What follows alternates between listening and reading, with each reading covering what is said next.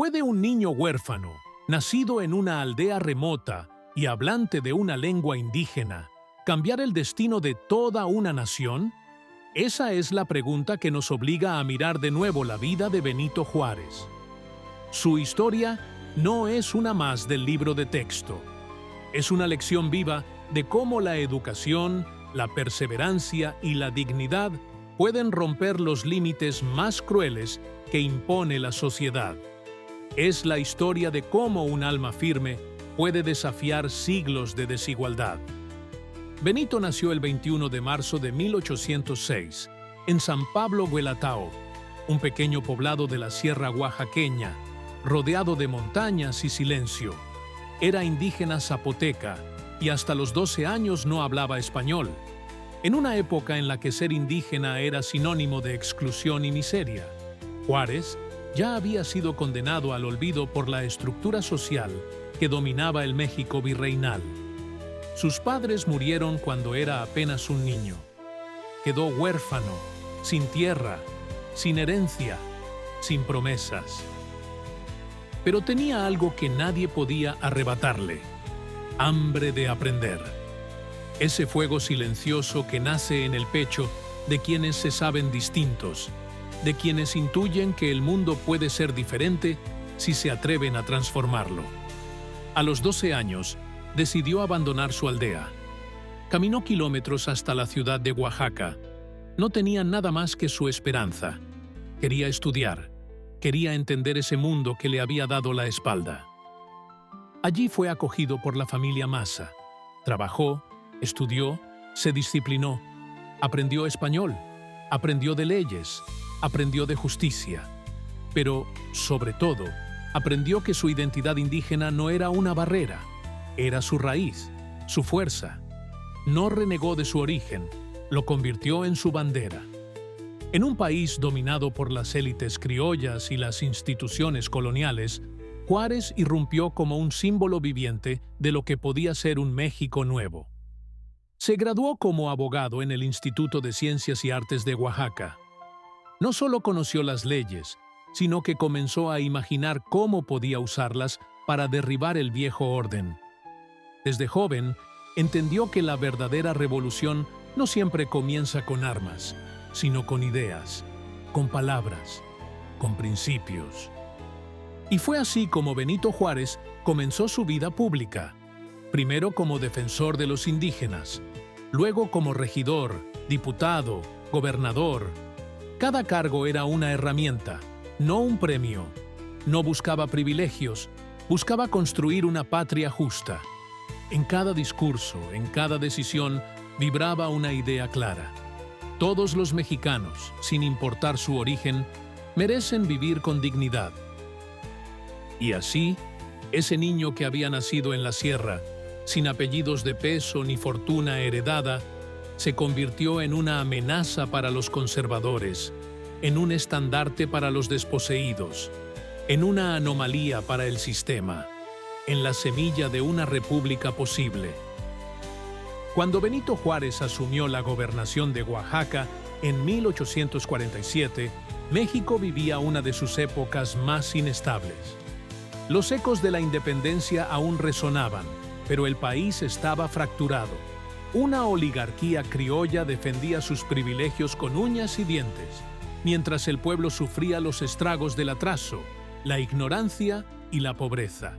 Juárez no tardó en entender que la lucha no era solo contra la desigualdad social, era contra el poder eterno de la Iglesia y el ejército, que controlaban no solo las almas y las armas, sino también la tierra, la educación y la política.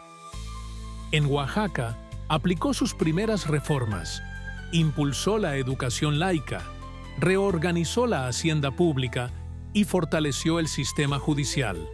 Su mirada no era corta. Sabía que no bastaba con buenos deseos. Se necesitaban estructuras nuevas, profundas, irreversibles. Y entonces llegó el momento que cambiaría todo. En 1855, tras el triunfo de la Revolución de Ayutla, fue nombrado ministro de Justicia. Desde allí, redactó una ley que llevaría su nombre y lo colocaría en la línea de fuego de la historia. la Ley Juárez. Esa ley eliminaba los fueros eclesiásticos y militares. Era el primer golpe contra los privilegios coloniales. Era una bomba colocada en el corazón de un sistema que se sostenía en la desigualdad institucionalizada. Pero Juárez no estaba solo. Formaba parte del grupo de los liberales radicales, junto a Melchor Ocampo, Ignacio Comonfort y otros reformistas que apostaban por un país moderno, secular y justo. Poco después vendrían la Ley Lerdo, la Ley Iglesias, la nacionalización de los bienes del clero, la educación laica, el registro civil obligatorio. Fue un terremoto legal. El antiguo orden comenzó a resquebrajarse y el país se dividió. De un lado, los liberales, del otro, los conservadores y la jerarquía eclesiástica. La reforma no fue solo una serie de decretos, fue una batalla ideológica, política y moral. Una guerra civil. En 1857 se promulgó la nueva Constitución. Juárez, como presidente de la Suprema Corte de Justicia, quedó en línea para asumir la presidencia en caso de falta del Ejecutivo. Y eso fue exactamente lo que ocurrió cuando Comonfort renunció, incapaz de sostenerse frente al embate conservador. Así, en medio del caos, Juárez asumió la presidencia en 1858. No tenía un palacio, ni recursos, ni tropas. Gobernaba desde un carruaje, desplazándose entre ciudades leales mientras los conservadores controlaban la capital. Fue el inicio de 3 años de guerra civil. 3 años en los que Juárez no solo resistió, sino que cimentó los principios de un nuevo México. Un México republicano, secular, igualitario. Y fue esa resistencia la que transformó su figura. Ya no era solo un reformador, era un símbolo, un presidente legítimo que, sin ejército ni dinero, se enfrentaba a la aristocracia criolla, al clero poderoso, a los intereses extranjeros y a los traidores internos. Representaba la dignidad institucional en medio del caos, y lo hacía con la serenidad de quien cree en la ley más que en la espada. Cuando los liberales triunfaron en 1861 y Juárez regresó a la Ciudad de México, no lo hizo como un vencedor, sino como un constructor. El país estaba arrasado, pero la semilla de la República estaba sembrada. ¿Puede una nación casi desangrada resistir el poderío de los imperios más poderosos del mundo? Juárez estaba dispuesto a demostrar que sí. Apenas había retornado a la Ciudad de México como presidente legítimo, cuando nuevas sombras se cernieron sobre la joven república. Francia, España e Inglaterra desembarcaron en Veracruz en 1861 reclamando el pago de la deuda externa. Pero detrás de esa fachada financiera había un plan más ambicioso. Napoleón III, emperador de Francia, vio en México una oportunidad para extender su influencia en América. Con el respaldo de los conservadores mexicanos, que veían en Juárez un enemigo mortal de sus privilegios, el emperador francés lanzó un proyecto imperialista: instalar a Maximiliano de Habsburgo como emperador de México. Juárez, fiel a la Constitución, rechazó cualquier imposición extranjera. Sabía lo que estaba en juego. No era solo un conflicto político, era la soberanía nacional misma. Y lo entendió con claridad. No bastaba con resistir desde la capital. Tenía que volver a gobernar desde el exilio interno. Una vez más, el presidente indígena volvió a gobernar desde un carruaje, recorriendo caminos polvorientos, desplazándose de ciudad en ciudad, sosteniendo la legalidad con la firmeza de su carácter y la claridad de su visión.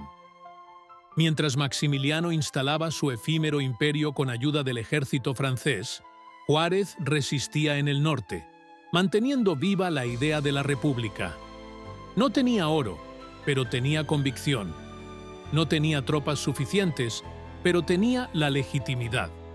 Su liderazgo moral era tan fuerte que logró unir a liberales, a campesinos y hasta a antiguos enemigos por una causa común: defender la independencia de México. Durante 5 años, el país vivió 2 gobiernos paralelos: el del emperador impuesto desde Europa, con corte real en el castillo de Chapultepec, y el del presidente legítimo que recorría el territorio con la Constitución en la mano. Uno vivía entre banquetes, óperas y decretos lejanos a la realidad. El otro dormía en campamentos, hablaba con la gente, resistía con dignidad. Pero la historia, tarde o temprano, se alinea con la justicia. Con el fin de la guerra civil en Estados Unidos, el presidente Abraham Lincoln, admirador de Juárez, se negó a reconocer a Maximiliano y presionó a Napoleón III para que retirara sus tropas. Los republicanos mexicanos, fortalecidos por el apoyo popular y la retirada francesa, comenzaron a recuperar terreno. Paso a paso, ciudad por ciudad, la República se imponía de nuevo. En 1867, Maximiliano fue capturado en Querétaro. Juárez, firme y sin rencores, lo sometió a juicio. Sabía que era un mensaje para la historia. Ningún trono extranjero podría florecer en suelo mexicano si la voluntad del pueblo lo rechaza. Maximiliano fue ejecutado, y con él cayó el último intento monárquico en el país. Juárez volvió a la capital, no como un hombre sediento de poder, sino como el guardián de la República.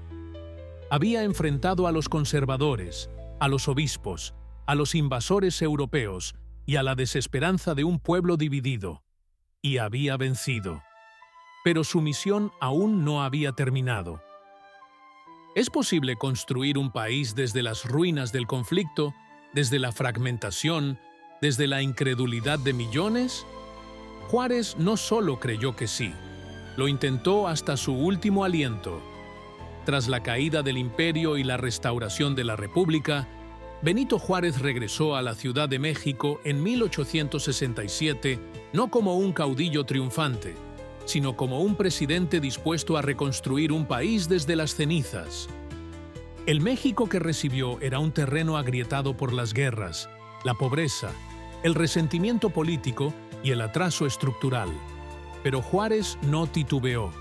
Su prioridad fue clara: consolidar la legalidad, fortalecer las instituciones, llevar educación a los rincones olvidados del país y asentar la reforma como columna vertebral del nuevo orden.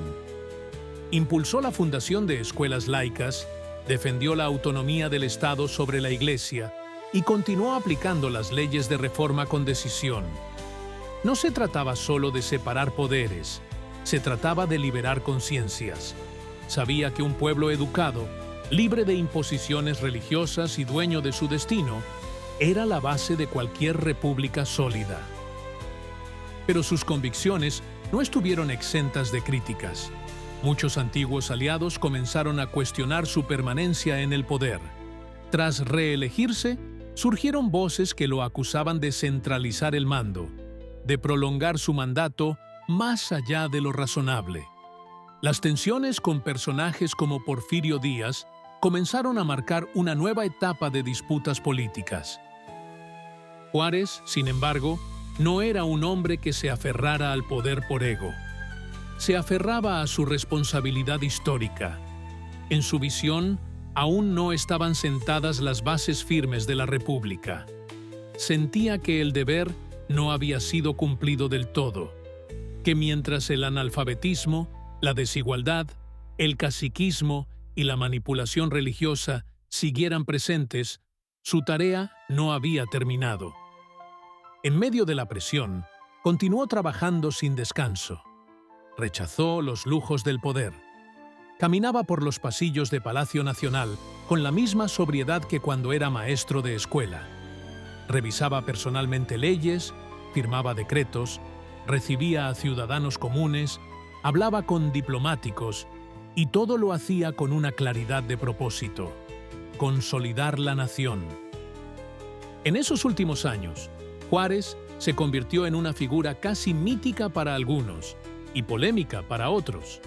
pero nadie dudaba de su compromiso. Mientras el país debatía sobre la transición, él seguía creyendo que la República aún estaba en riesgo si se relajaban los principios.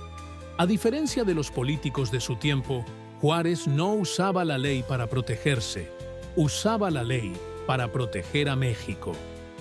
El 18 de julio de 1872, Benito Juárez murió en su escritorio, de forma repentina, sin discursos finales, sin honores preparados. Murió como vivió, en funciones, con la pluma en la mano, con la Constitución sobre la mesa. Su partida marcó el fin de una era, pero también el inicio de su leyenda. ¿Puede una vida cambiar para siempre el destino de una nación? La historia de Benito Juárez nos grita que sí. Su muerte no fue el final, fue la consolidación de un legado que, aún hoy, late en el alma de México. Porque Juárez no solo venció imperios ni defendió leyes, creó la idea misma de que México podía gobernarse a sí mismo, con justicia, con dignidad, con libertad. Fue más que un presidente, fue un símbolo. El indígena zapoteca que aprendió español en su adolescencia se convirtió en el guardián de la soberanía, el reformador del Estado, el enemigo del fanatismo y el defensor de las libertades civiles.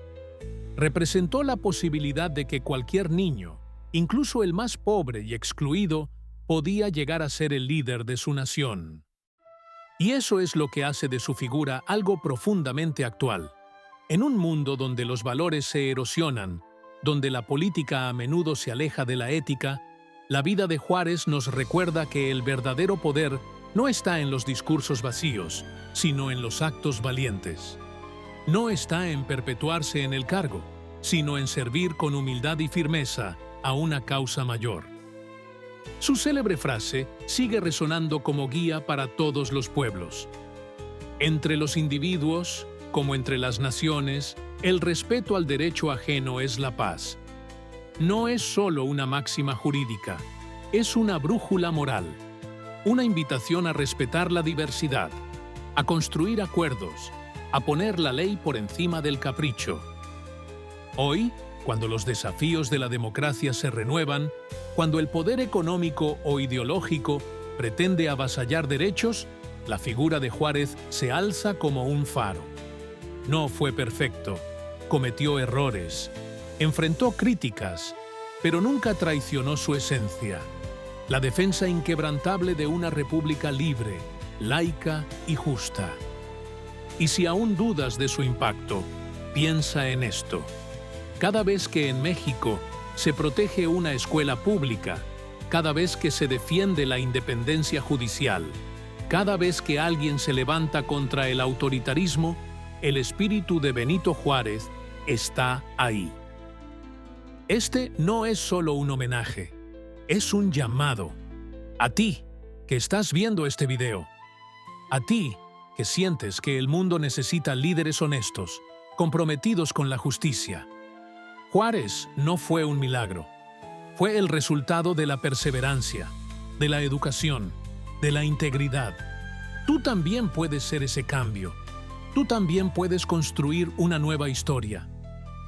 Suscríbete a Singularidad Emocional y comparte esta historia. Coméntala. Háblala con otros. No permitas que el legado de Juárez se quede en los libros. Haz que viva en tu voz, en tu causa, en tu lucha. Porque mientras existan personas decididas a defender la justicia sobre el privilegio, la verdad sobre la mentira y la razón sobre la imposición, Benito Juárez seguirá presente.